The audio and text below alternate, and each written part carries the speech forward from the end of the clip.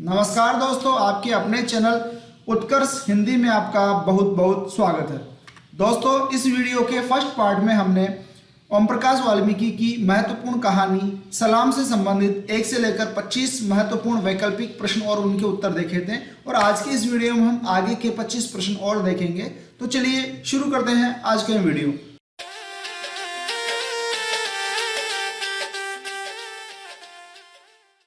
दोस्तों, वीडियो शुरू करने से पहले मेरी आपसे रिक्वेस्ट है कि अगर अभी तक आपने चैनल को सब्सक्राइब नहीं किया है तो चैनल को सब्सक्राइब जरूर कर ले और बेल आइकन को दबाकर नोटिफिकेशन भी ऑन कर ले ताकि हमारे आगे आने वाली वीडियोस की जानकारी आपको सबसे पहले मिल सके। तो चलिए वीडियो में आगे बढ़ते हैं। दोस्तों, 26वां प्रश्न है, शादी की रस्म पूरी होते होते रात के कितने बज गए थे? यहाँ विकल्प है ए 1, बी 2, सी 3 या फिर डी 4। तो यहाँ सही जवाब होगा विकल्प बी 2। शादी की रस्म पूरी होते होते रात के 2 बज चुके थे।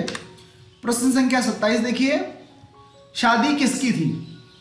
विकल्प है ए हरीश की, बी कमल की, सी दीपू की, डी जुम्मन की। यहाँ सही जवाब हो जाएगा विकल्प ए हरीश की।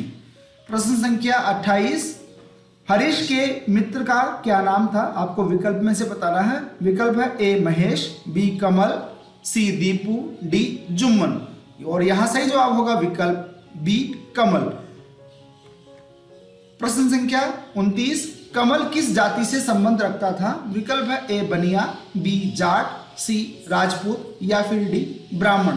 तो यहां सही जवाब होगा विकल्प डी ब्राह्मण। कमल उपाध्याय ब्राह्मण जाति से संबंध रखता था और हरीश का घनिष्ठ मित्र था। प्रश्न संख्या 30 देखिए, हरीश किस जाति से संबंध रखता था? विकल्प है ए रांगड़, बी चूहड़, सी महार या फिर डी ब्राह्मण। तो यहां सही जवाब हो जाएगा विकल्प बी चूहड़। प्रश्न संख्या 31 देखिए, बारात के पानी पीने की क्या व्यवस्था थी? विकल्प है ए तालाब था, बी हैंडपंप था, सी मिट्टी के घड़े थे या फिर डी पानी की टंकी थी। तो यहाँ सही जवाब होगा विकल्प सी मिट्टी के घड़े थे। वहां पर हैंडपंप खराब हो चुका था, पानी की कोई टंकी नहीं थी, तालाब भी आसपास में नहीं था, केवल मिट्टी के 2 घड़े थे जो बारात के पानी पीने की व्यवस्था के रूप में थे, वो भी मुश्किल से मिल पाए थे।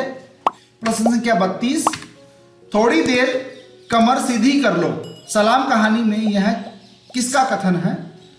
ए हरीश का, बी कमल का, सी बल्लू का या फिर डी जुम्मन का। यहां सही जवाब होगा विकल्प ए हरीश का। प्रश्न संख्या 33, थोड़ी देर कमर सीधी कर लो सलाम कहानी में यह कथन हरीश ने किससे कहा था? विकल्प है ए बल्लू से, बी कमल से, सी जुम्मन से या फिर डी दीपू से। तो यहां सही जवाब हो जाएगा विकल्प बी कमल से। हरीश ने यह कथन अपने मित्र कमल से कहा था।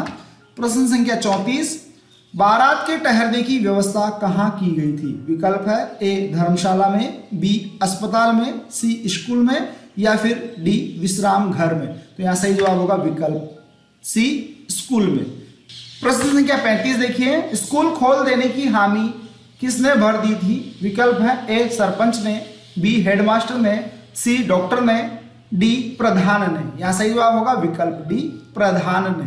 प्रश्न संख्या 36 देखिए, स्कूल का हेडमास्टर कहाँ चला गया था? विकल्प है ए चुनाव में, बी अस्पताल में, सी रिश्तेदारी में या फिर डी जेल में। सही जवाब हो जाएगा यहाँ पर विकल्प सी रिश्तेदारी में। एन वक्त पर स्कूल का हेडमास्टर रिश्तेदारी में चला गया था, इस कारण स्कूल की चाबी नहीं मिल पाई थी। प्रश्न संख्या 37, कैसा लग रहा है यह कथन किसने किससे कहा था? विकल्प है ए हरीश ने कमल से, बी कमल ने हरीश से, सी हरीश ने जुम्मन से या फिर डी जुम्मन ने हरीश से। तो यहाँ सही जवाब होगा विकल्प ए हरीश ने कमल से। प्रश्न संख्या 38 देखिए, चाहे देर रात 2 बजे सोऊं, नींद रिक्त स्थान बजे ही टूट जाती है। यहाँ इस कथन में रिक्त स्थान के लिए उपयुक्त शब्द कौन सा होगा? विकल्प है ए 5 बजे, बी 6 बजे, सी 4 बजे, डी 7 बजे। सही जवाब हो जाएगा यहाँ पर विकल्प ए 5 बजे। तो पूरा सेंटेंस हो जाएगा, चाहे देर रात 2 बजे सोऊं, नींद 5 बजे ही टूट जाती है। प्रश्न संख्या 39, कितने बजे तक चाय न मिलने पर कमल का सिर भारी होने लगता है? विकल्प है ए 5 बजे, बी 6 बजे, सी 4 बजे, डी 7 बजे। तो यहाँ सही जवाब होगा विकल्प बी 6 बजे। सुबह के 6 बजे तक चाय न मिलने पर कमल का सिर भारी होने लगता है। प्रश्न संख्या 40 देखिए, दुकान की दीवार पर क्या टंगा हुआ था? विकल्प है ए शिव जी की फोटो, बी नींबू मिर्च, सी कैलेंडर, डी दीवार घड़ी। यहाँ सही जवाब होगा विकल्प सी कैलेंडर। यहाँ आपको बताना चाहेंगे कि दुकान की दीवार पर किसी सिने तारिका का अर्धनग्न बजरंग कैलेंडर टंगा हुआ था। प्रश्न संख्या 41 देखिए, बारात कहां से आई थी? विकल्प है ए कोलकाता से, बी लखनऊ से, सी इलाहाबाद से या फिर डी देहरादून से। सही जवाब होगा यहाँ पर विकल्प डी देहरादून से। प्रश्न संख्या 42 देखिए, 2 पैसे हो गए जेब में तो सारी दुनिया को सिर पर ठाए घूमो, यह किसका कथन है कहानी में? विकल्प है ए बल्लू का, बी चाय वाले का, सी हरीश का या फिर डी रामपाल का। सही जवाब होगा यहाँ पर विकल्प बी चाय वाले का। चाय वाला यह कथन कमल उपाध्याय से कहता है।